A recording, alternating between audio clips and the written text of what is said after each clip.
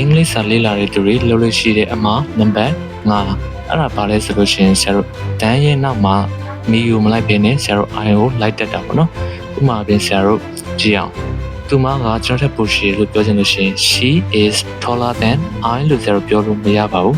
ဘယ်လိုပြောရမလဲဆိုရင် she is taller than me အဲ့လိုပြောလို့ရတယ်လို့နောက်တစ်မျိုးက she is taller than I am လို့ပြောလို့ရတယ်โอเคနော်ဆရာတို့အပြင်မှာပြောနေကြတော့ she is taller than me လို့ပဲဆရာတို့ပြောလို့ရှိရပေါ့နော်အဲ့တော့တန်းရဲ့နောက်မှာဆရာတို့